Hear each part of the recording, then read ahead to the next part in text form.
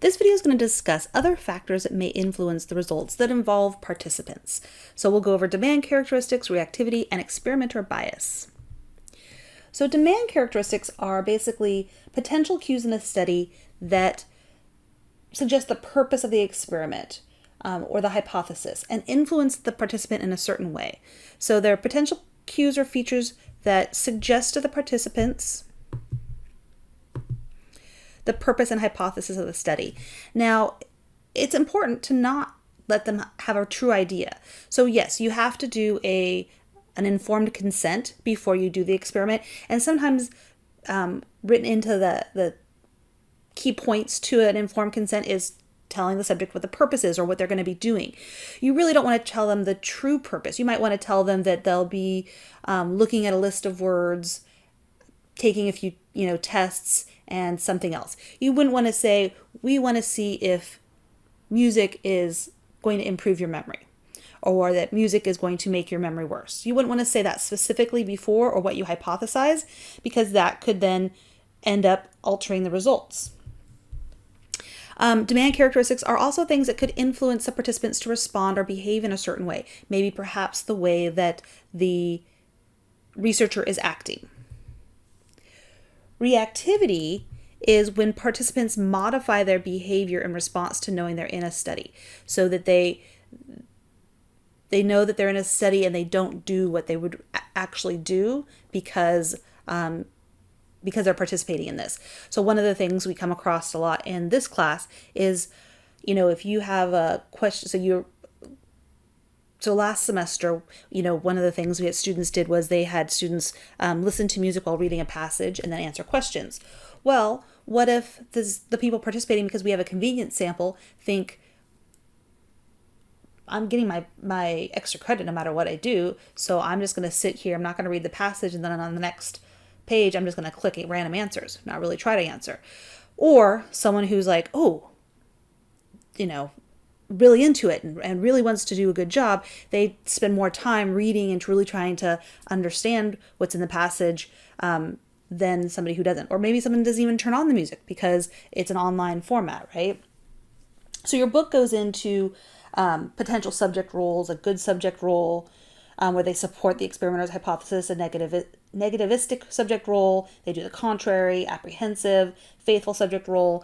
And so I'm not going to hold you accountable for knowing all those ins and outs. Just understand that people could react to the experimental conditions in different ways.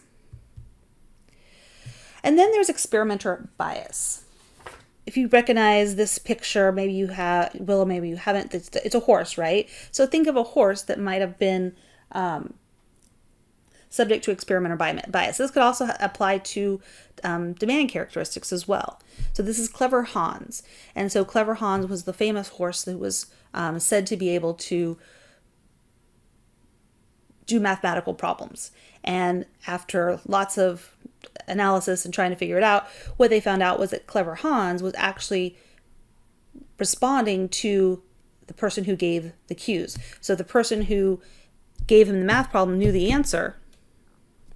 He knew the answer. He would respond. He would stop tapping his foot when he got to the answer based on what that person's face was. If the person giving him the math problem didn't know the answer, he couldn't get the answer right.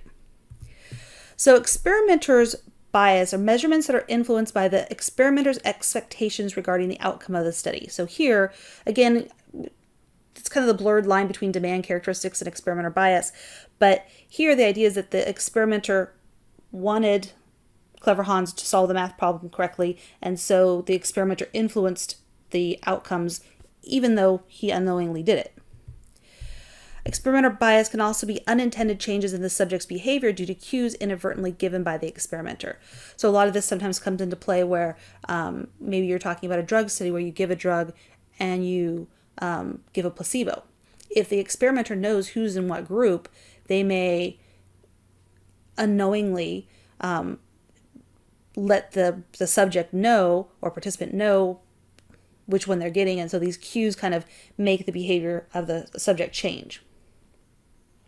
And there's all sorts of different ways that the experimenter could introduce some of this bias. It could be like your book goes and lists these other things as well, like a paralinguistic cue or a tone, body posture, facial expression, verbal reinforcement, misjudgment of responses, inaccuracy in recording responses.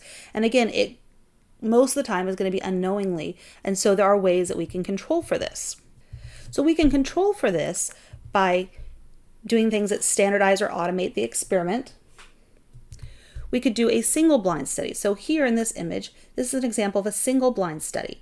So here, the experimenter knows who is in what group, but the subject does not. So this is, again, why you'd use a placebo if you were doing a drug trial. You don't want to just give one group the drug and the other group not the drug. You want to make sure that the subject thinks that they're getting the drug, they're giving a sugar pill, right?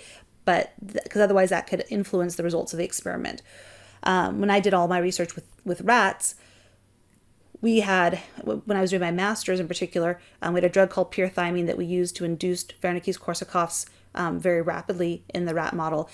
But we also, because we know that handling can influence some sort of different responses in the animals, we also would inject the animals that weren't getting the pyrethymine with saline.